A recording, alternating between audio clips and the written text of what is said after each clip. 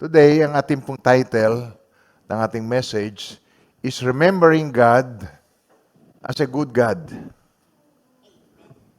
See, when we remember God, pagka ating pong naalala ang Diyos, at tayo napakaraming dalahin sa ating mga puso, may mga pagkakataon, we don't remember the goodness of God in our lives. May mga pagkakataon, lalo na tayo ay merong guilt. Ikaw ay kinakain ng napakaraming guilt because of sin, shame. You don't remember God as a good God. At sa iba-ibang mga bansa, na napapansin po natin, sa iba-ibang bansa, o sa iba-ibang lugar, iba ang pagkakilala nila sa God. Katulad halimbawa po, nag-mission po ako doon sa Kalinga. Doon po, si Kabunyan, yun po yung kanilang Diyos, ay warrior. He's a warrior God. Sa India, marami po silang mga Diyos-Diyusan, mga gods ng India. Sa Ifugao, nandun po naman si Anito. Meron silang Anito. It is a mystical God. Nakukuha niyo po ba ako? Sundan niyo po ba ako? Ang Pilipino, si Bathala, ang makapangyarihan sa lahat. Okay, yun, invisible. At least, invisible God. Si Magellan, bit-bit niya ang God. Bit niya. Pumunta siya sa Cebu Mactan, pinatay tuloy siya ni Lapu-Lapu. Nakikita natin, when we remember God or we want to worship God, iba-iba po ang tingin ng mga tao. Ibang tao, depende sa lugar, depende sa nurture, depende sa kanyang lahi na pinanggalingan. Iba-iba. So sa araw pong ito, we want to remember God as a good God. At mahal na mahal tayo ng ating God. Amen po. Na ngayon ay ating Ama. Meron tayong relationship sa Kanya because of Jesus Christ, ang Kanyang bugtong na anak na namatay para sa ating lahat. Because God took care of sin. In-overcome niya ang sin para sa atin. Sapagkat sabi po dun sa Romans 8, ginawa ng Diyos ang hindi nagawa ng kautusan dahil sa ating likas na kahinaan. Meron likas na kahinaan ng tao. Sabihin mo ngayon sa katabi mo, ako'y meron likas na kahinaan. Yun po'y salita ng pagpapakumbaba. Merong likas na kahinaan. I have my own weakness, yung humanity ko. Ginawa ng Diyos sa hindi nagawa ng kautusan dahil sa aking likas na kahinaan. Sinugo niya ang kanyang sariling anak sa anyo ng taong makasalanan upang maging handog para sa kasalanan at sa anyong yon, hinatulan niya ang kasalanan. So ang kasalanan na meron ako, hinatulan na ng Diyos sa bugtong na anak na nagkatawang tao at namatay sa cross, at kung nanalig ka sa Kanya, ang kasalanan mo ay kasama niyang namatay sa cross, hinatulan na, bago pa tayo isinilang. Amen po. Pero tinan nyo, yung mga past lessons natin tungkol sa bitterness. Ano yung bitterness? It has something to do with the past. Alam niyo po ba na ang past, ang nakaraan ay history? Sabi niyo ngayon, ang nakaraan ay history. O, history na yon, past. It is history. O, ay ang future. Ang future hindi alam ng tao. Ang future ay mystery. Hello, radyo ba tayo? Mysterious ang future ay mystery. O, yung kasalukuyan ngayon, di ba ang tawag natin doon present? Ang kasalukuyan is a gift. Present. Kaya tinan niyo, pagka Pasko, ganyan, nagbibigay ka ng present. Pagka birthday, present.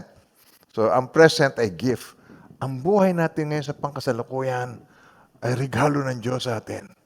Nabubuhay pa tayo dahil nais ng Diyos na enjoyin natin yung gift niya. Present is a gift of God. Kaya pag naalala natin kahit anong dinaranas natin sa ngayon, na hindi naman inilihim ng Panginoong Jesucristo, sabi niya, sa sanlibutan ay may kapighatian. Tatandaan niyo John 16:33. Sabi ko sa inyo ito upang kayo magkaroon ng kapayapaan sa pakikipag-isa sa akin. Paano makakamtam ang kapayapaan, ang peace? Sa pakikipag-isa kay Jesus. Sabi niya, meron kayong kapighatian dito sa sanlibutan. In the world, you have tribulation. Meron kayong kapighatian sa sanlibutan. Ngunit, laksan ninyo ang inyong loob na pagtagumpayan ko ng sanlibutan. Yun ang very reason kung bakit siya nagkatawang tao para i-overcome niya ang sin bilang tao, nagkatawang tao. Amen po. Sabi niyo word na nagkatawang tao. Oh, hindi tao lamang, nagkatawang tao. Hindi ka maaaring tawaging nagkatawang tao. Ako'y nagkatawang tao noong 1950, nung ako'y pinanganak. Hindi ako nagkatawang tao, pinanganak ako tao. Okay? Parang magkakantagigil ka. Hindi ako nagkatawang tao. Pero si Jesus lamang ang tanging pwedeng sabihan na siya'y nagkatawang tao. Para maranasan niya ang kamatayan para sa iyo at para sa akin. Alam niyo, hindi niya kailangan gawin yon. Pero dahil mahal na mahal niya tayo, God so loved the world. He gave His only begotten Son, that whosoever believes in Him should not perish, but have everlasting life. Gusto niyang tayo ay makapiling niya. Siya ay everlasting God. Siya ay eternal God. Kaya ang life natin ay gusto niyang maranasan natin, kapiling natin siya in eternity. Di ba? Sobrang mahal tayo ng Lord. Amen po. Pero ang dinaranas natin ngayon, sa kanyang gift sa atin na present, mangyari paparating na siya. Malapit na. At siya, ang paparating na ang Panginoon, pagka malapit na yung kanyang appearing, yung kanyang pagbabalik, yun ay hindi peaceful na panahon. Yung mga panahong yon, sabi niya, lawlessness will abound. The love of many will grow cold. Lawlessness will abound. Amen po. Hello, nandito po ba tayo? Nakita natin yung anarchism. Nakikita natin kung paano, bawat bansa yan, nagrarayot, rally against the government, anarchism. Lawlessness will abound. Love of many people will grow cold. Manlalamig ang pag-ibig. Susunugin yung mga building, wawasakin yung mga mahalagang structure, bobombahin, magdidigmaan sila, mamamatay yung mga walang kinalaman sa pinag-aawayan nila kasi gobyerno sa gobyerno, militar sa militar. Ang sibilyan, nangangamatay, pati bata. At yan ang nakikita natin ngayon sa present gift of God. Kailangan tayo ay magpakatatag. Amen po. Ano mangyayari sa future? Ang mga tao ay curious, but it is a mystery. Future is mystery. Hindi pa natin alam kung ano tayo magiging. Kaya nakikita natin dito na ang Panginoon, sinasabi niya sa atin, according to your faith. Itong future mo, according to your faith, let it be to you. Kung meron tayong dapat na lumago, ma-upgrade, makamtam natin, yun may kinalaman sa pananampalataya.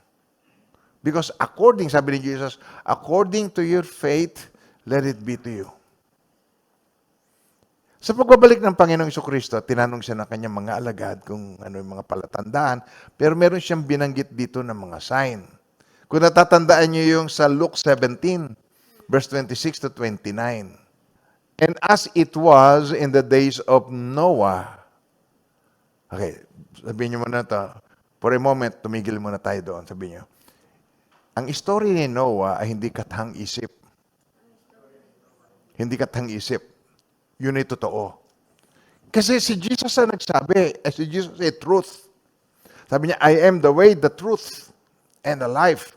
So, ibig sabihin niya, pag binanggit niya ito, patulad si Adam and Eve, binanggit niya ito, panahon ni Adan at ni Eva, lahat ng ito, canonized, ito'y totoo. Ibig sabihin, lahat ng mga nakasulat na yan sa Bible, sinasabi niya na, you better believe it. Maniwala na kayo.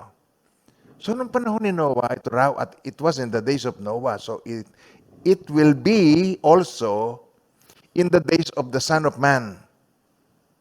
Anong ginagawa nila? They ate, they drank, they married wives, they were given in marriage until the day that Noah entered the ark and the flood came and destroyed them all.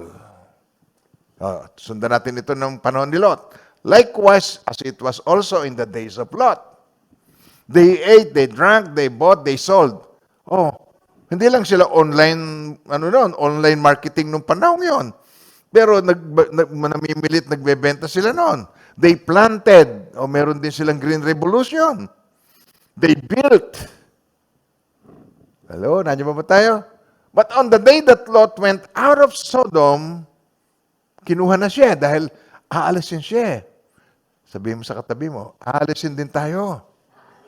Okay, but on the day that Lot went out of Sodom, it rained fire and brimstone from heaven and destroyed them all. Nakita natin yung common word na sinabi, destroyed them all. Pero ano yung mga ginagawa nila? They eat, drink, buy and sell, plant, they build. Yung sa kabila naman, kay panahon ni Noah, okay. Eat, drink, and then, married wives, given to marriage, pinayagang mag-asawa, until the day Noah entered the ark. So ano nakikita natin dito, mga minamahal ng Panginoon? Wala namang masama. Wala namang masama sa kumain, uminom, nag-asawa, nag-buy and sell, pagkatapos meron kang itinanim, nag-green revolution ka, agribusiness, at saka wala namang masama. Ang masama, walang banggit ng Diyos. Ang masama, hindi binabanggit ang God. Ang masama, walang panalangin. Masama, kaya nakikita natin na destroyed them all because God expects us, inaasahan niya tayo, na tayo ang lagi nating inuuna sa ating buhay ay siya. Yun ang kauna-unahan niyang utos. Ibigin mo ang Diyos buong puso at kaluluwa. Yun ang kauna-unahan niyang utos. Yan ang number one. Kaya alam niyo ang theme natin for this year, 2021, make God your number one in 2021. Make God, ibig sabihin, ikaw yun, gagawin mo.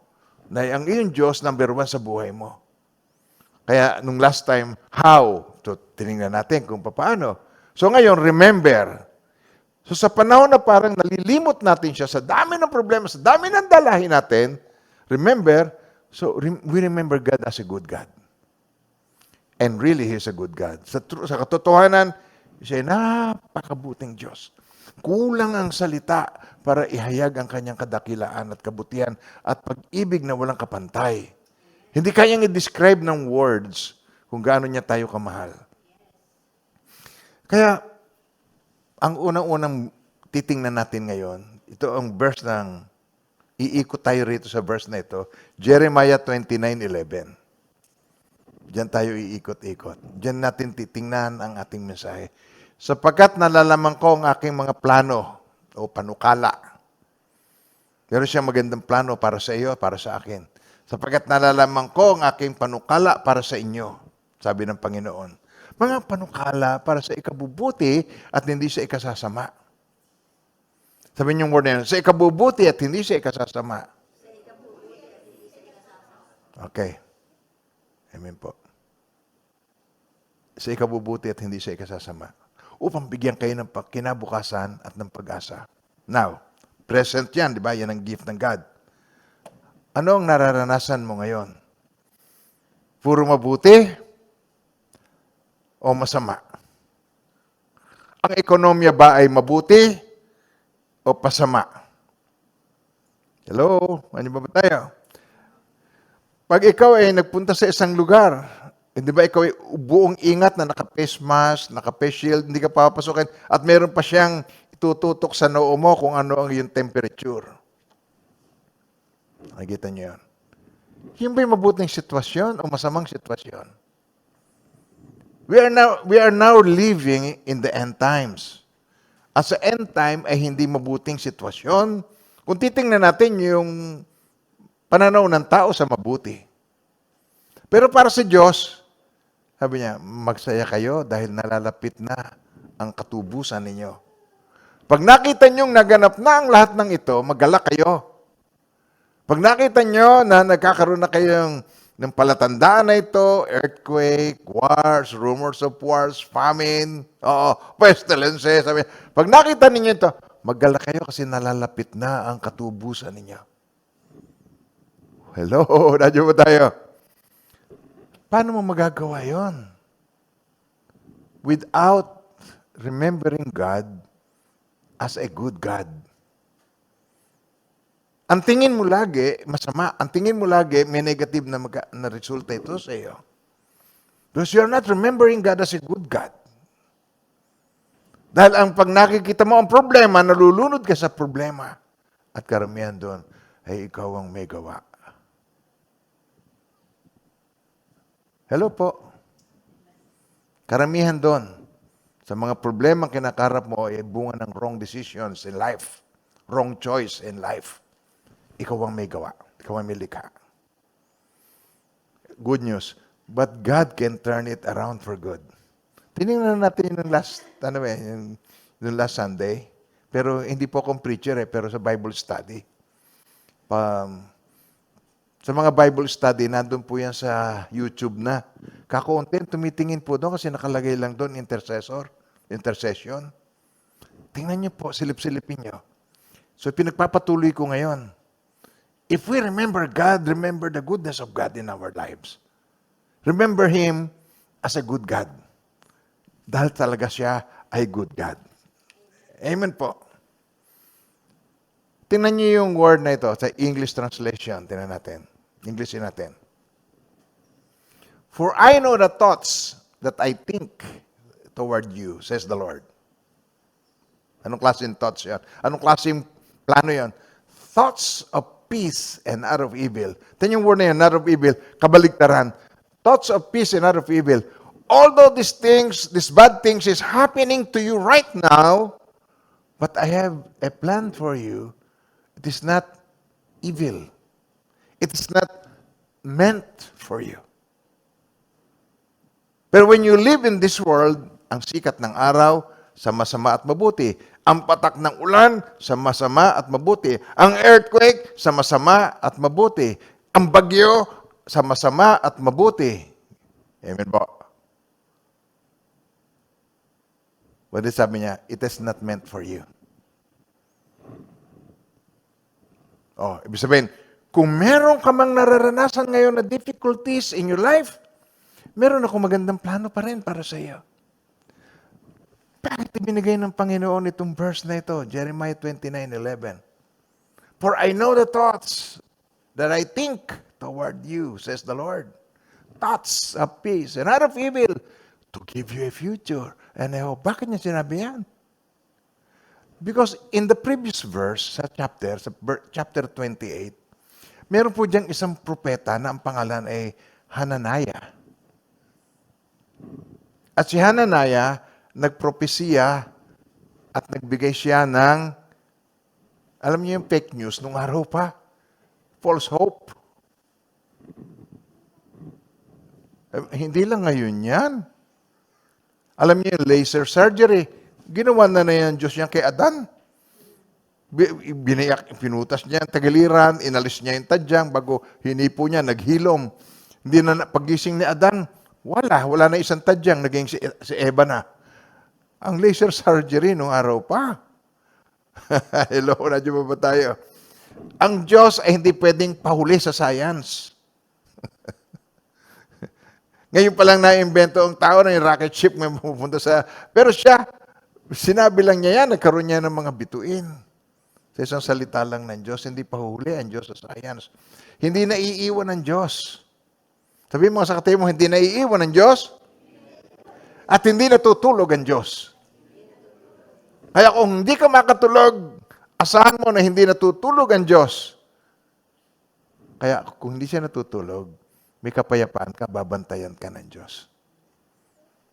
Amen po. Pag hindi mo pa oras, hindi ka mamamatay. Babantayan ka ng Diyos. Gets niyo ka, mga minamahal na Panginoon? Nakita niyo yung peace and not of evil, yung word na yon. Peace and not of evil na word. So meron kang dalawang mararamdaman, meron kang dalawang mararanasan. Pero sabi niya, to give you a future and a hope, trust me. Magtiwala kayo sa akin. How much do you trust God? Mahal niyo ba ang Diyos? Opo naman. Nagtitiwala ka ba sa Diyos? Sometimes, hindi lagi. Minsan, okay? Kaya kita natin dito ang problem dito sa verse na ito, nagkakaroon dito ng misinterpretation, misconception. Ito, this promise, yung problem dito sa kanyang promise na ito, needs faith. Okay, yan po. Peace and not of evil, it needs faith. Patience. Clear understanding.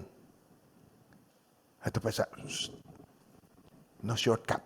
Sabi mo ngayon, no shortcut. So, si Hananaya, gusto niyang wilihin yung mga tao. Siyempre, pa naghihirap ka na, di ba, mga magulang, hayaan mo siya, gagaling ka na bukas. Mawawala na yung sakit mo. Tapos, asan ang masakit? Wala na. Wala na. Nakatawa na yung bata. Okay, wala na. Si Hananaya is giving false hope. Ang kausap hindi bata. Ang sitwasyon tunay. Sabi niya rito, ang kanyang sinasabi rito, pag tinignan natin yung Jeremiah 28 verse 1 to 3, ay ganito. And it happened in the same year, at the beginning of the reign of Zedekiah, king of Judah, in the 4th year and in the 5th month, that Hananiah the son of Azur, the prophet, who was from Gibeon, spoke to me in the house of the Lord in the presence of the priest and of all the, kaharap niya, doon siya sa house of the Lord, di simbahan. And then, in the presence of the priest, doon yung mga pare, and all of the people, sa harap ng kapulungan, saying, ito sabi niya, thus speaks the Lord, nangusap. Ang ganda ng salita niya, thus say it the Lord, or speaks the Lord of hosts, the God of Israel, saying, I have broken the yoke of king of Babylon. Within 2 full years, I will bring back to this place all the vessels of the Lord's house that Nebuchadnezzar, king of Babylon, took away from the place and carried to Babylon. Tagalog, tinan nyo. Nang taong yun, pasimula ng paghari si Zedekiah na hari ng Juda sa 5 buwan at 4 na taon. Si Hananias na anak ni Azur, ang propetang taga-Gibeon, nagsalita sa akin sa bahay ng Panginoon, sa harapan ng mga pari at ng buong bayan. Nagsasabi, sabi niya, ganito ang sinasabi ng Panginoon, mga hukbo ng Diyos ng Israel, binali ko ang pamatok ng hari ng Babylonia. Sa loob ng 2 taon, ibabalik ko sa dakong ito ang lahat ng kagamitan ng bahay ng Panginoon na tinangin ni Nebuchadnezzar na hari ng Babylonia. Mula sa dakong ito ay dinala sa Babylonia. Ibabalik ko. 2 years na lang ang paghihirap ninyo. 2 years na lang tapos na ang pandemya nyo. 2 years na lang solve na ang inyong ekonomiya. Balik na kayo sa normal. Hello, nandiyan ba tayo? Alam niyo, pag naghihirap na, tapos nagbigay ka ng pahayag na ganyan, ayoko magsalita ng gano'n sa mga taong may cancer. Na alam kong terminal ang kanyang sitwasyon. Nagpapagaling ang Diyos. Walang imposible sa Diyos. Manalig ka lang. Pag pinatong ko ang kamay ko, gagaling ka. Don't give false hope. Yun eh. Kung ano ang kalooban ng Panginoon, mga minamahal ng Panginoon. Kaya napakarami ang nawawala ng tiwala. Napakarami nawawala ng tiwala. Pero mga minamahal ng Panginoon, ang nakikita natin dito, sa mga huling araw, ay sinabi naman ito ng Panginoong Jesucristo, maglilipa na ang mga false prophets. Lilitaw ang mga false prophets. Sila ay magpapahayag ng mga walang katotohanan para lamang sila ay sumikat. Natatandaan nyo nung magpapalit na from 1999, magiging year 2000, ang tawag natin Y2K. Ang dami nagpaharag na yun na ang end time ng mga tao natakot, mayroong mga nag-suicide. Maraming nangyari nung time na yon. Na masisiraan ng baitang computer, mawawala ang pera mo sa bangko, magpuputo ka ng mga nuclear. Marami sinabi silang mga predictions na hindi nangyari. Hindi yon sinabi ng Diyos. Alam niyo, sa mga huling araw, marami mga lumilitaw na false prophets na katulad ni Hananiah para i-comfort lamang yung mga tao sa kanilang paghihirap. Imagination ang kanyang mga pag-iisip. Amen po, mga minamahal ng Panginoon. Kaya tayo po, maging matalino tayo, maging mapagbantay tayo. Si Hananiah gave false hope sa mga tao. Nagbigay siya ng maling pag-asa sa mga tao. False hope. Sabi niyo nga yung word na yan? False hope. Kaya ang mga false, naglilitawan, instead na 70 years, yun ang talaga ang tunay na propesya, sinabi niya ay 2 full years. Tapos na ang problema. Now, mga minamahal ng Panginoon, do not be deceived. Sabihin niyo nga sa iyong katabihan, do not be deceived. Nung tinanong ang Panginoong Jesucristo, kailan po ba ang muli ninyong pagbabalik? Hindi kaagad niya tinugon yun. At sinabi niya, do not be deceived. Wag kayong palilin lang. Sapagkat napakaraming curious, napakaraming mga tao, abang at curious na curious sa sitwasyon, sa present. Ang present is a gift from God. Hindi ka bibigyan ng God ng gift na masama. Ang present ay gift. Hello? Sabi niyo nga, ang present ay gift. Ang kasalukuyan ay gift from God. Ang mga nararanasan, kung ito may kabigatan at may kapigatian, sabi niya, laksan ninyo inyong loob. Be of good cheer. I have overcome the world. Relax ka lang. I have overcome the world. Do not give away your joy. Wag mong hayaang mawala ang kagalakan sa iyong puso. Do not be deceived with the situation. Do not be deceived with fake news. I have overcome the world. Napagtagumpayan ko na ang sanlibutan.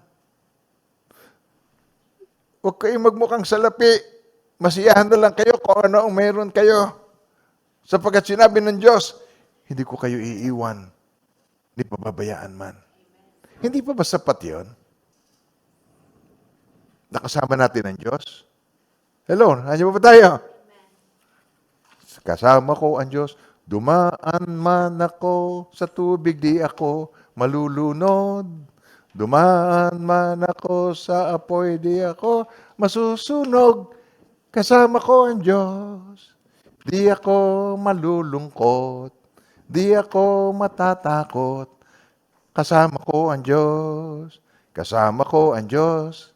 Di ako mangangamba. Di ako mababalisa. Kasama ko ang Diyos. Kasama ko ang Diyos. Sabihin nyo ngayon, kasama ko ang Diyos. Hindi niya ako iiwan, hindi niya ako pababayaan man. Tinanong na ni Abraham yan, kung meron bang 50 na righteous, gugunawin mo ba ang Sodoma and Gomorrah? Hindi. Sir, wag naman po kayo magagalit. Kung bawasan nyo ng 5, maging 45, gugunawin pa ba ninyo? Hindi. Pababa ng pababa ang kanyang pag-i-intercede. Pababa. Kung halimbawa 10, hindi. Wala pang 10.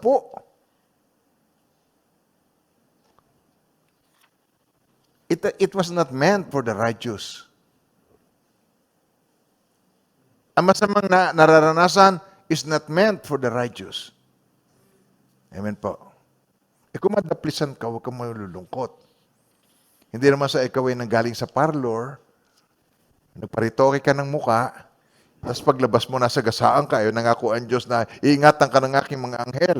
Tapos sabi mo, Lord, akala ko ba iingatan ako ng mga anghel? Sabi mo, sorry, hindi ka namukhaan. Nanggaling ka kasi sa parlor. Wala nang katawa-tawa. Seryoso ng tropa. Hindi maaari magkulang ang Diyos sa atin. Hindi maaari mawaglit tayo sa Diyos. Ang iyong pag-upo, pagtayo, paghiga, pagbangon, pamamahinga, paggawa. Hindi tayo nawawaglit sa mata ng Diyos.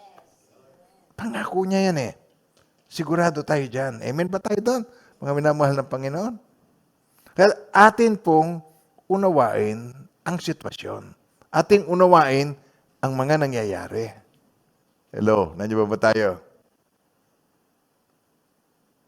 Sabi mo sa katabi mo, kailangan talasan natin ang ating pangunawa. Okay. Babasahin natin kung ano yung sitwasyon, ano yung timing natin ngayon. Nasaan na ba tayong part? Amen po. Amen. Tingnan nyo. Ang buong message net sa Jeremiah 29 verse 4 to 10. Okay, basahin natin yung kabuuan. Ganito ang sabi ng Panginoon ng mga hukbo ng Diyos ng Israel. Sa lahat ng mga bihag na aking ipinadalang bihag sa Babylonia mula sa Jerusalem, Magtayo kayo ng mga bahay at inyong tirahan. Kayo'y maghalaman at kainin ninyo ang bunga ng mga iyon, ng inyong halaman. Enjoy it. Ibig sabihin niya, captive na kayo pero enjoy it. Enjoy life. Magsipag-asawa kayo at maging ama ng mga anak na lalaki at babae. Magsipag-asawa kayo. O, yung mga wala pang asawa dyan. O, sabi nila, magsipag-asawa kayo. Okay? Ikuha ninyo ang ng mga asawa, ang inyong mga anak na lalaki at inyong ibigay ang inyong mga anak na babae upang maging asawa, upang magkaanak sila ng mga lalaki at mga babae. Magpakarami kayo roon at huwag mabawasan. At inyong hanapin ang kapakanan ng lungsod na aking pinagdalhang bihag sa inyo. At inyong idalangin, naandun ka nga, captive ka nga, nandun ka nga, naninirahan ka nga sa isang temporary place na pinagdalhan ng Diyos sa iyo upang magturo ng leksyon. Sabi niya, yung pinagdalhan ko sa inyo, inyong idalangin yun sa Panginoon, sapagkat sa kapakanan niyon, ay magkakaroon kayo ng kapakinabangan, magkakaroon kayo ng kapakanan. Sabihin, kung ipananalangin ninyo, yung ma-enjoy doon sa lugar na iyon, kasama kayo na mag-enjoy din doon. You will be blessed also. At inyong hanapin ang kapakanan ng lungsod na aking pinagdalang biyag sa inyo at inyong idalangin sa Panginoon sapagkat sa kapakanan iyon ay magkakaroon kayo ng kapakanan. Kaya huwag kayong titigil. Don't stop the world. Huwag nyo hayaan tumigil ang mundo sa inyo. Keep praying. Gawin ninyo yung nararapat ninyong gawin. Magtanim kayo, mag-gardening kayo, maghalaman kayo. Sa gitna ng pandemic, ito, na lockdown, hindi dapat lockdown ng mga utak. Hindi dapat lockdown ng inyong mga pagsisikap. Hindi naka-lockdown. Wala po kaming lupa. Hindi problema. Marami ngayong mga basyo ng mga drinking water na, yung mga basyo ng Wilkins, lagyan ninyo ng lupa, isabit ninyo sa sampayan. Pwede kayong magtanim ng magbubunga lamang sa loob ng 30 araw. 30 days, meron kayong lechugas, meron kayong pechay, meron kayong kamatis. Pwede. Hello, nandiyan ba tayo? Sapagkat ganito ang sabi ng Panginoon na mahukbo ng Diyos ng Israel. Huwag kayong padaya sa inyong mga propeta at sa inyong mga manghuhula na kasama ninyo. Huwag kayong padadaya. Do not be deceived. Huwag kayong makikinig sa mga panaginip na kanilang napapanaginip. Huwag kayong makikinig sa kanila. Sapagkat sinungaling ang mga propesiya na sinasabi nila sa inyo sa aking pangalan. Hindi ko sila sinugo, sabi ng Panginoon. Oh, amen po ba tayo doon?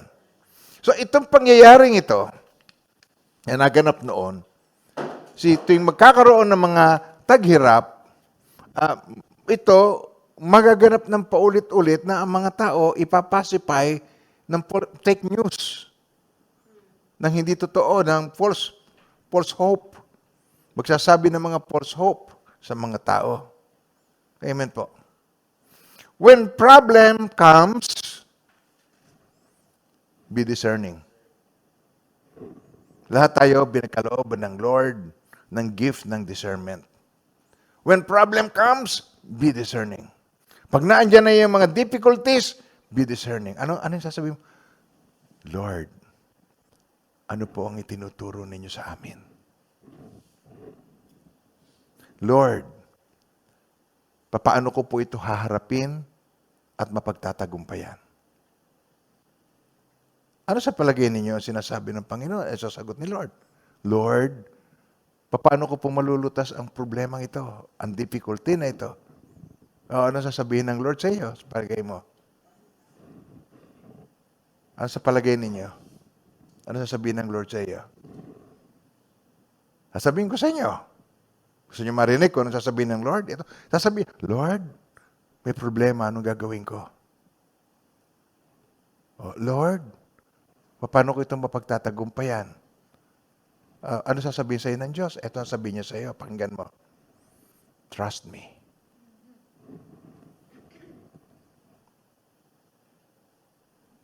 Trust me. 3 bagay yung sasabihin niya. Trust me. Trust me. Ano pa? Trust me. Yan ang sasabihin niya sa iyo. Yan ang kasi ang kulang sa atin. We don't trust God being a good God. Yan ang kulang. Kaya, pag habang binabasa natin ang kanyang salita, habang nakikita natin yung nakaraan, history, past, the history, Old Testament, yung Old Testament guys, katulad ni panahon ni Abraham, okay, katulad ng panahon ni Noah, katulad ng panahon ni Lot, nakikita natin yung unang panahon, ang Diyos ay hindi nagbabago. The same God. Hindi niya papabayaang mawasak ang mga righteous kasama ng mga gusto niyang parusahan. Nagigets yung mga sinasabi ko. Hindi niya isasama. Kahit may 10, sabi niya, kung may 10, gugunawin. Hindi. Hindi niya gugunawin. Kaya ang pinaalis lamang niya doon, isang pamilya. Pamilya ni Lot. Nung gunawin niya ang Sodom and Gomorrah. And the same thing is about to happen. We eat, we drink, we marry, give into marriage, we buy and sell, we plant, okay, ano pa? We build, okay? We build. Without mention of God. Without counsel of God. Without dedicating everything to God. Yun ang kulang. Kasi ang gusto ng Lord, you're always on His side. Kung si tatay, alam niya sa panahon ng kaguluhan, anak, huwag kang alis sa tabi ko. Anak, kapit ka lang sa akin, ha? Huwag kang alis sa tabi ko.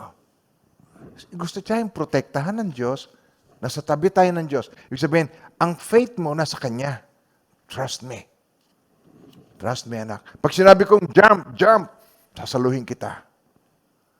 Pag sinabi niyang, go ahead, sumugod ka. Hindi kita iiwan, ipababayaan man, kasama mo ko. Nagigets pa mga minamahal na Panginoon. So gusto niyang maturuan tayo ng ganong klase ng pananampalataya. At sabi ng Panginoong Jesucristo, sabi niya, sinasabi ko sa inyo, mga bagay na ito upang magkaroon kayo ng kapayapaan sa pakikipag-isa sa akin. Wala kayong kapayapaan nang hindi kayo nakikiisa sa akin. If you are one with me, you will have peace. Meron kayong kapigatian dito sa libutan. Ngunit, laksan ninyo ang inyong loob. Paano lalakas ang loob ng isang tao? Faith. Sabi niyo ngayon, faith. Yun ang iyong strength. Yun ang iyong panlaban. At yun ang iyong kaligtasan. For by grace you have been saved through faith. And that not of yourselves, it is the gift of God, not of works, lest anyone should boast. Walang boasting. Kung marami kayo, pauntiin ng Panginoon, hanggang sa maging 300 na lang, baka kayo magwagi, isipin nyo, kaya kayo nagwagi, dahil sa inyong lakas. Hindi yan. Kaya tayo magwawagi, dahil sa lakas na kaloob ni Yahweh sa mga nagtitiwala sa Kanya. Sino binibigyan niya ng lakas? Ang may tiwala sa Kanya. Sino nagkakaroon ng pag-asa? Ang nagtitiwala sa Kanya. Hindi ka masisiraan ng loob. Dahil nagtitiwala ka sa Kanya. Sa Kanyang salita, sa Kanyang pangako. Yun ang bilin niya kay Joshua, kung natatandaan niyo sa Joshua chapter 1 verse 8. This book of the law shall not depart from your mouth, but you shall meditate in it day and night, that you may observe to do according to all that is written in it. For then you will make your way prosperous, and then you will have good success in your life. Pakahalagang lesson. At alam niyo, itong ating ikapagtatagumpay, ikatatatag, hindi tayo malilito. Pag may pumanaw na ating mahal sa buhay, huwag mong pigilan ang luha mo. Umiyak ka. Kanina lang, pinadalahan ako ng kaibigan ko ng video music ng tungkol sa kaibigan. Napaiyak ako . Lalo na kung may mga iba pang sitwasyon sa buhay, no? Madali tayong matangay ng ating puso. Pagka ang puso mo malambot, sa pag-ibig, madali kang matangay. Napakabuti ni Lord. Amen. Sabi nga, napakabuti ng Diyos. Ipinadarama sa iyo, yung pag-ibig ng Diyos, pinadarama sa iyo, nagpapadala siya sinusugo siyang tao para ma-experience mo yung kanyang goodness. Oh, may mga kapatiran tayo na COVID sila mag-asawa, na hindi naman sila makagalaw. Abay, yung kanilang upuan ay parang namumunga. Namumunga ng tinola, namumunga ng bigas, namumunga ng itlog ng manok. Aba, upuan na namumunga. Pagigising nila sa umaga, may breakfast. Hindi ba napakabuti ng Lord? Amen po. Sabi nyo ngayon, napakabuti mga Panginoon. Napakahalagang lesson yung tayo, yung kapatiran, yung family, tayo. Yung love ni Lord, dadaloy. Hindi tayo maaaring magkasakit na sabay-sabay. Hindi tayo maaaring mamatay na sabay-sabay, mga minamahal ng Panginoon. Isa-isa yung mga kapatiran natin na may mahal sa buhay, na pumapanaw, pero tayo nakikipighati sa Kanya, tayo nakikisaya sa Kanya kung nagtatagumpay siya. Amen po. Kailangan natin ng isa't isa. Sabihin mo sa katabi mo, kailangan natin ng isa't isa. Yan. Amen. Okay, now, pagpatuloy natin.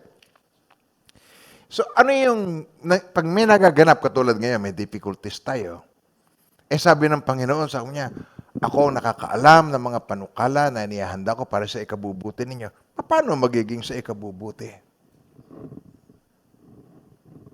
Ang mahal ko sa buhay, tinamaan ng COVID, namatay. Paano magiging sa ikabubuti? Hello? Nandiyan ba tayo? Now, sasabihin ko sa inyo, sa 1 Peter chapter 1, verse 6 to 7. In this, you greatly rejoice, though now for a little while, if need be, sabi nyo yun, if need be. May karugtong yan may pasingit na, if need be, have been grieved by various trials. Anong purpose? That the genuineness of your faith, being much more precious than gold that perishes, though it is tested by fire, may be found to praise, honor, and glory at the revelation of Jesus Christ. Tagalogin natin.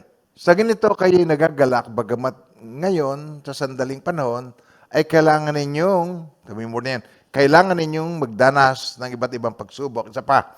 Kailangan ninyong magdanas ng iba't ibang pagsubok. Isa pa. Meron. Kailangan. Bakit kailangan? Upang ang kadalisayan ng inyong pananampalataya na mas mahalaga kaysa anuman. Mas mahalaga kaysa ginto na nasisira. Bagamat iti sinusubok sa pamagitan ng apoy yung ginto, kung yung purity no, gold, dinadaan sa apoy. Pero sabi niya, ito ang purpose noon. Upang ang kadalisayan ng inyong pananampalataya, genuineness of your faith, lumitaw. Makita, why? May nakalaan na reward. Magtataka ka pagdating ng araw. Pagdarap natin sa Panginoon. Di hirap na hirap ka rito, dahil mo dinanas na kapighatian, ang dami mo mga pagsubok na napagtagumpayan. Sa harapan ng Panginoon. Ito natin, merong reward na ibibigay ang Lord. Genuineness of your faith. Ay, hindi nasasayang ang lahat ng yan. All things work together for good to those who love God, to those who are the called according to His purpose. Tunay na tunay, ang mga verses na yan, tunay na tunay yan na all things work together for good. Yung pinakamasamang pangyayari, alam niyo, pinakamasamang pangyayari sa kasaysayan ng mundo ay ang kamatayan ni Jesucristo sa cross ng Kalbaryo. Pinakamasama na pangyayari. Pero, na ikatlong araw na buhay na maguli, yung pala ang surprise. Amen po. Mayroong plano ang Diyos na mas maganda. Kaya, kung nakikita natin, seemingly at ikaw ay mayroong dinaranas sa ngayon, kami po'y kasama ninyo. Ang namimigati, kami po'y nakikipighati sa inyo. Sa kalungkutan, kami po ay nakikilungkot sa inyo. At ang mga may katagumpayan, yung iba naman po dyan, pinaprosper ng Panginoon financially, sa business, inumpisang i-prosper ng Panginoon, kami nakikigalak sa inyo. At nakikikain pagka kayo ay nagbigay na sa amin ng hamburger.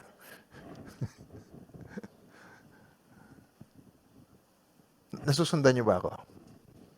Nagtitiwala ako sa Panginoon, ang salita niya, hindi babalik ng walang kabuluhan. Genuineness of faith. Why? Sapagkat yun ang ating strength. According to your faith, let it be to you. Why? Because by grace you have been saved through faith. And that not of yourselves, it is the gift of God. Pati sa kaligtasan, kailangan natin yung faith. Ano yung faith na yon? Ang karamitan, tinan niyo po, mga minamalang pakinggan niyo ako mabuti, please. Ang mga religion, tinan niyo, ano yung requirement? Work. Good work. Kailangan may gawin ka para aprubahan ka ng Diyos. Kailangan may magpakabait ka para aprubahan ka ng Diyos. Sa Panginoon, ang itinuturo niyo sa atin, hindi. Hindi yung magagawa mo para sa Diyos ang higit na mahalaga, kundi yung ginawa ng Diyos para sa atin na tinanggap natin, yon ang higit na mahalaga. It is not what you can do for God, it is what God have done for you and you believe Him. Yun ang pinakamahalaga. Bibigyan ko kayo ng example. 1 John 5:10. He who believes in the Son of God has the witness in himself. He who does not believe God has made him a liar. Because he has not believed the testimony that God has given of His Son. Tagalogin natin yan. Tagalogin natin. Ang sino mang nananalig sa anak ng Diyos ay naniniwala sa patutuong ito, ngunit ang ayaw maniwala sa Diyos ay ginagawang sinungaling ang Diyos sapagkat hindi siya naniniwala sa patutuo nito tungkol sa kanyang anak.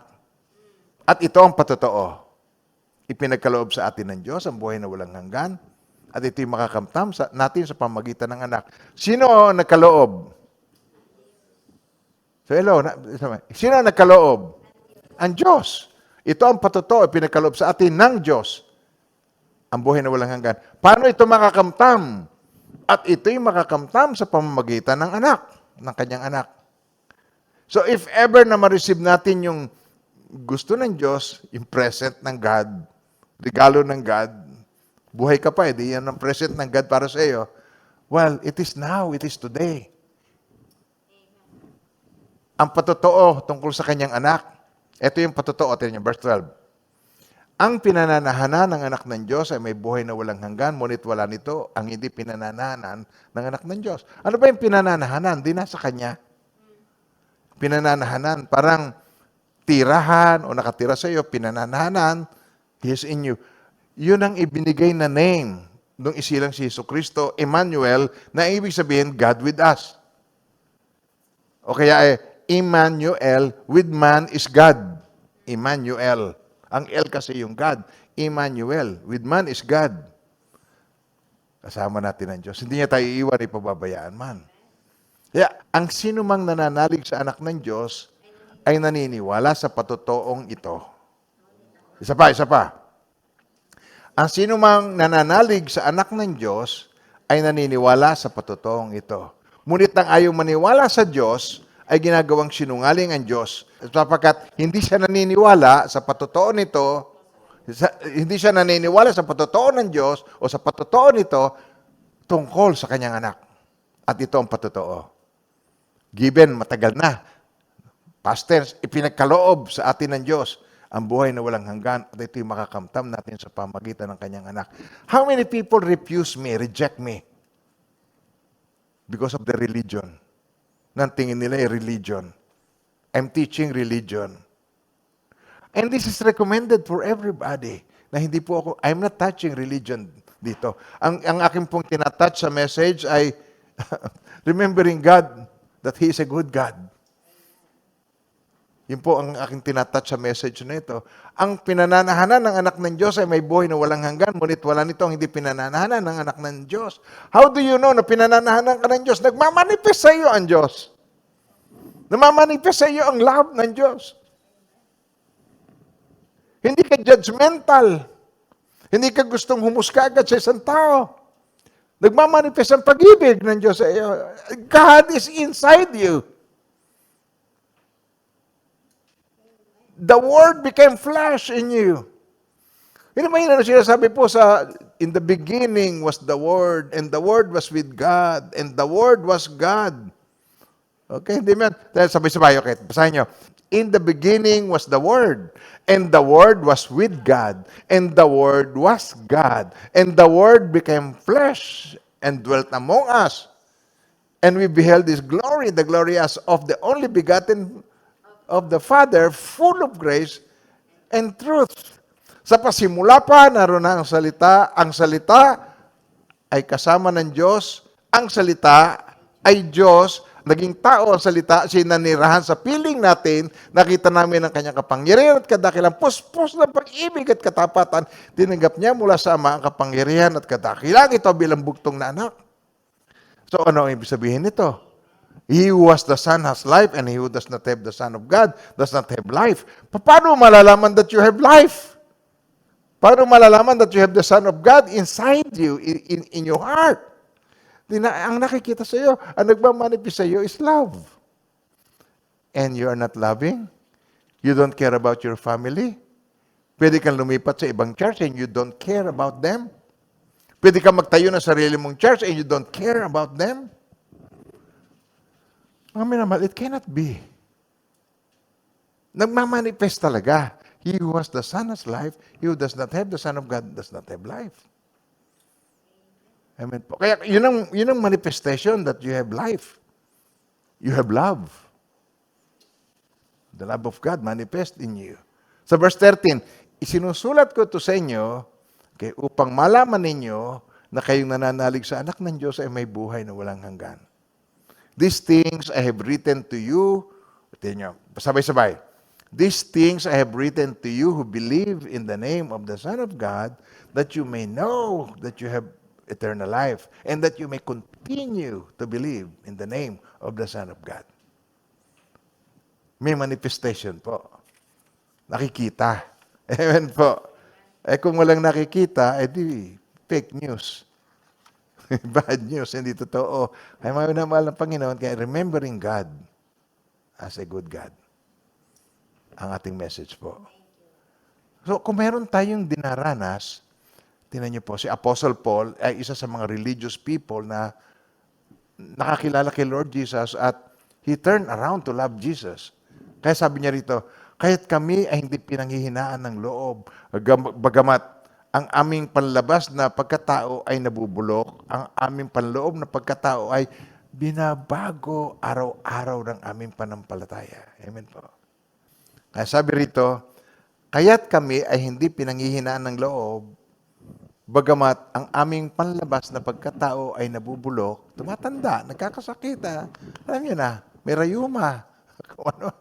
At aming panloob na pagkatao, na inward man, ay binabago sa araw-araw. Sapagkat inihanda tayo nitong magaan at panandali ang kapighatian para sa, kita nyo, yung mga difficulties, sufferings, what you're experiencing today, pandemic, okay, yung pagbabaksak ng ekonomiya. Pero alam niyo yung mga minamahal ng Panginoon, lumayaman nagsisiyaman yung mga kapatiran natin, may utang bago mag-pandemic. Bayad na sa utang ngayon Sapagkat inihanda tayo nitong mag-aangat panandali ang kapigatian para sa walang hanggan at di masukat na kaluwalhatian, yung future. Inihanda tayo doon. Yan ang pananaw ng mga taong naaalala ang Diyos na siya'y mabuting Diyos. Hindi siya nagbabago noon, ngayon, magpakailanman. Amen po. Kaya pag dumarating yung, Panginoon, paano ko haharapin itong makabigatan nito? Ano gagawin ko? Anak, 3 bagay. Ano yan? Trust me. Trust me. Trust me. Sa Proverbs 3, verse 5 and 6. Kaya huwag ka magtiwala, buong puso at lubusan, at huwag kang mananangan sa sariling karunungan. Siya ay sangguniin sa lahat mong mga balak. Ano man ang plano mo, sangguniin mo sa kanya kang itutumpak sa lahat ng iyong lakad. Trust in the Lord with all your heart and lean not on your own understanding. Yan ang magpapahamak sa iyo, yung logical mind mo. And lean not on your own understanding. In all your ways, acknowledge Him, and He shall direct your paths. Amen po. Amen. Remembering God, that He is a good God. Oh. Sa Isaiah 40, verse 31, tayo niya. But those who wait on the Lord, okay? Ayun yung wait eh. Alam niyo yung mga waiter eh, nagsiserve yan eh. Yung mga naglilingkod eh, yung mga waiter eh. But those who wait on the Lord shall renew their strength. They shall mount up with wings like eagles. Nagsosor lang yan. Sa gitna ng bagyo. Aangat yan sa bagyo. They shall mount up with wings like eagles. They shall run and not be weary. They shall walk and not faint. At silang naghihintay sa Panginoon o naglilingkod sa Panginoon ay magpapanibagong lakas. Sila'y paiilan lang na may mga pakpak na parang mga agila. Sila'y tatakbo, hindi mo mapagod. Sila'y lalakad at hindi sila mahihimatay. They will not faint. Hindi sila panghihinaan. Oh, amen. Amen. Amen. Ang pag-ibig niya ay hindi magmamaliw. Magugunaw daw, maguguho ang mga bundok. Pero ang kanyang pag-ibig sa atin ay mananatili magpakailanman. Amen po. Amen. Maasahan natin that God is a good God. Hanggang wakas. Romans 15:13, puspusin nawa kayo ng Diyos ng pag-asa. Isa pa. Puspusin nawa kayo ng Diyos ng pag-asa, ng buong kagalakan at kapayapaan sa pananampalataya upang kayo sumagana sa pag-asa sa pamamagitan ng kapangyarihan ng Espiritu Santo. Sasagana tayo sa pag-asa at ang Holy Spirit nananahan sa atin. Si Jesus kasama natin. Hindi niya tayo iniiwan, hindi pinababayaan man. Amen po. Hindi sa laki ng problema. Kung gaano kadakila ang ating kasama. Na hindi tayo iniiwan, hindi pinababayaan man. Amen po. At bagamat di pa natin nakikita yung harapan ng Panginoon, sabi sa Hebrews 11:1, now faith is the substance of things hoped for. Yan ang pag-asa. The evidence of things not seen. Kung meron tayong hihilingin sa Diyos, Lord, increase my faith even right now. I renounce my doubts.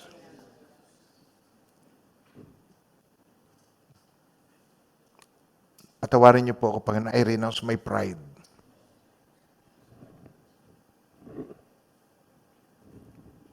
I renounce my misconception about you, Lord. Patawarin mo ko sa aking maling pagkakilala sa iyo. Ako hindi mo iniiwan, hindi pinababayaan man. Lord, ako, sa totoo lang, ang nag-iiwan sa iyo. Pag ako'y magkakasala, parang ang gusto ko, iwanan mo muna ako sandali hanggat hindi ko natatapos ang kasalanan. Patawarin niyo po ako, Panginoon. Sabihin mo sa Kanya ng totoo, be open to God. Huwag niyong pabayaan na matapos ang worship service na ito na hindi ko kayo na ipapanalangin. Speak the truth to God. Aminin mo naman at hindi, kilala ka naman ng Diyos. He knows you. He knows you are flirting with sin. I-renounce mo. Patawarin niyo po ako, Panginoon. I made you little in my sight. At pag gusto kong magkasala, mas gustuhin kong hindi kita kasama. Ayoko pong nakikita mo ako. Pero alam mong lahat ang nangyayari sa akin, O Panginoon. Alam mo, Panginoon, sapagkat ikaw ang may hawak ng mga evidence ng aking mga ginagawa na wala akong maitatago sa iyong harapan. Kaya narito po kami, O Panginoon. Kita mo ang dilim at liwanag isa sa iyong paningin. O God, hindi lahat ng araw ay pare-parehong araw. Isang araw, things will change in our lives and life will not be the same ever again. Lord, kung merong man changes na gusto kami, yung changes na yon ay yung kami mas lalo pang maging malapit sa iyo. Ang pananampalataya namin ay maging mas matatag pa sa iyo, O Panginoon. At ang aming pag-ibig ay tuon na tuon sa iyo. May it be this day Panginoon, na sa araw na ito, lalo ka naming ibigin, ang aming commitment, lalo pang lumalim, ang pagkakilala namin sa iyo, oh God, mas lalo pa itong maging stronger. Thank you, Lord. Salamat po, Panginoon. Yung mga hindi pa po nakakatanggap sa Panginoong Jesucristo, sambitin niyo po ang panalangin ito ng buong puso. Naghihintay lang naman si Lord sa atin. Sambitin niyo ang panalangin ito. Mahal na Diyos, salamat sa iyong pag-ibig sa akin na walang kapantay. Binubuksan ko po ang aking puso ngayon sa iyong harapan. At buong puso at kaluluwa, tinatanggap ko po kayo bilang aking Panginoon, tagapagligtas at hari. At maraming salamat po sa buhay na walang hanggan ay pinagkaloob niyo po sa akin. Thank you, Lord, for the eternal life that I received today. Thank you, Lord. Nawa po mula sa araw na ito, ang buhay ko ay maging kaluguran sa iyong pangalan. Thank you, Lord. In Jesus' name, Amen. Nasambitin niyo po yung panalangin na yon, pare-pareho tayo ngayon. As many as receive Him, to them, He gave the right to become children of God. Ang lahat ng tumanggap at nanalig sa Kanya ay pinagkalooban niya ng karapatan na maging anak ng Diyos. At bilang anak, makatatawag na tayo sa Kanya, Ama, Ama ko. Hindi na tayo alipin, kundi anak. At sapagkat anak, tayo'y tagapagmana ayon sa kalooban ng Diyos. To God be the glory. Amen po. Maraming salamat po, Panginoon, na kami magkakasama. Kahit kami hindi physically na magkakasama, kami magkakaisa. At dinadalangin ko po silang lahat, maging sila sa nasa malayo, sa mga oras na ito, ay nililift up ko po sa iyo, Panginoon. At tanggapin po ninyo itong panalangin na ito. And may the Lord God bless you and keep you, and may His face so shine upon each one of you and be gracious to you. His countenance be upon you and bring you peace in the name of the Father, of the Son, of the Holy Spirit, in Jesus' mighty name. Amen and amen and amen.